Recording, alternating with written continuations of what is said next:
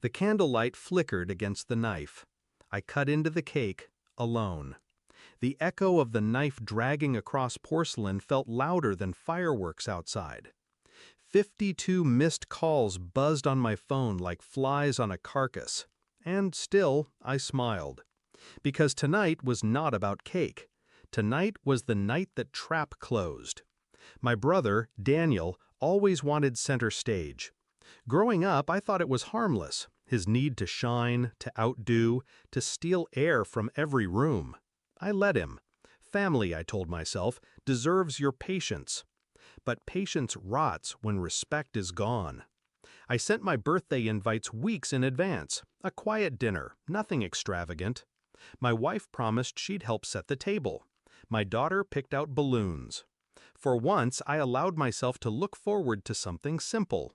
Then Daniel announced his barbecue. Same day, same time. He called it just a casual thing. But the guests list told another story. He invited everyone, my parents, my cousins, my so-called friends. Even my wife helped him organize it. That was the first cut. The second came when my daughter slipped. Uncle Danny says he'll have fireworks. They had chosen him over me. All of them. The signs had been there.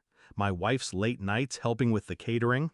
My parents brushing off my invitations with half smiles. The whispers, the silence. But betrayal doesn't shock me anymore. It sharpens me. I didn't rage. I didn't beg. I planned. Because Daniel thought stealing my family would break me. He never considered what I could steal from him. For months I had been patient, meticulous. While Daniel flashed his arrogance, I studied his weaknesses. His barbecue wasn't just a party. It was an illegal investment showcase. He was funneling money from relatives into his little real estate fund. I had the bank statements, the fake contracts, the signatures he forged. I waited for the perfect night to light the fuse. My birthday. At noon, while my wife strung up lights in Daniel's yard, I disappeared. 3 states away, sitting in a quiet hotel room, I pressed send. Dozens of emails launched like arrows, screenshots, documents, recordings, each one aimed precisely to investors, to the IRS, to his clients, to his wife.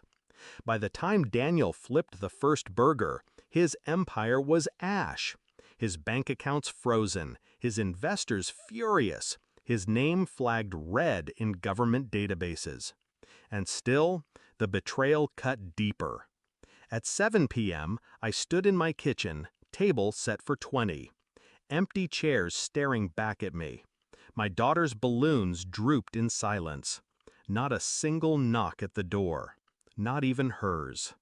For a moment, I almost let the loneliness win. Almost. But then my phone lit up. Call me, urgent. My wife. Behind it, 52 missed calls. Parents, cousins, friends, even Daniel himself. The barbecue had gone silent. The guests had learned the truth mid-toast.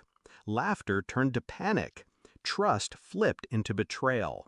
The man they chose over me was unraveling in front of them, and they were trying to crawl back.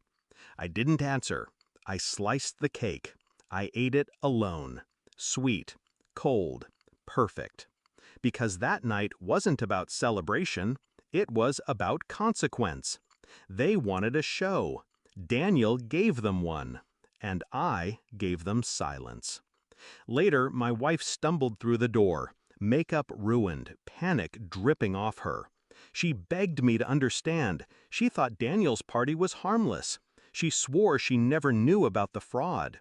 She cried about the family name, about fixing this together. I let her words hang. I studied her face, the way you study a broken mirror, every crack telling its own truth. Finally, I whispered, "You made your choice."